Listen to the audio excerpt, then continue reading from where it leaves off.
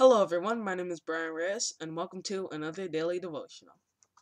Now today we're going to be reading page October 15th and the title of the day is called Spiritual Suicide.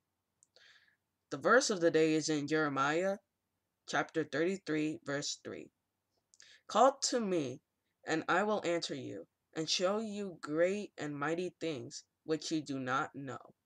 Have you ever stopped breathing for any length of time? Maybe clocked yourself to see how long you could hold your breath? Right now, the record for holding your breath while being still is 22 minutes and 22 seconds. It's held by a German man, Tom Siedas.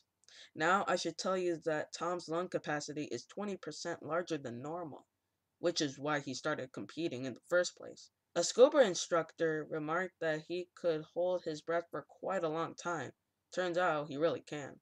He set records for holding his breath without moving, static apnea, and swimming a distance while holding his breath, dynamic apnea. If you held your breath right now, you couldn't come close to 22 minutes. Part of the reason is because you haven't trained, and part of it is because to get to that record, Tom had to breathe pure oxygen before his attempt. Without breathing pure oxygen before competing, Tom's record is 10 minutes and 12 seconds, so you can see it makes a difference. Still, 22 minutes and 22 seconds isn't a long time at all if you compare it to the rest of your life. If he lives to be 80, which isn't really that old, 22 minutes is nothing in comparison. Yet he could live only 22 minutes without breathing, which just goes to show how important breathing is. If you don't breathe, you die. Prayer is to the spiritual life what breathing is to the physical life. If you were able to stop breathing, you can't. You lose conscience and start breathing again automatically. You die.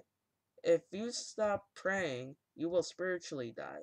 There is no automatic response of your brain to keep you praying if you stop.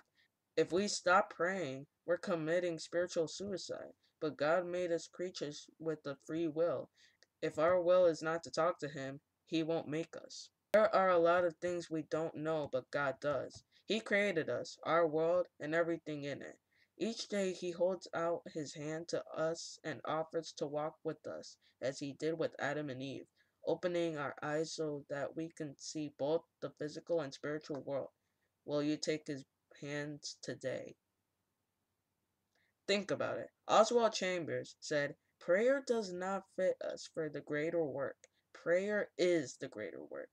What do you think he meant by that? So breathing is just like having spiritual life. If you don't breathe, you die. If you don't pray, you're doing spiritual suicide. But God made us have free will, so we can do whatever we want.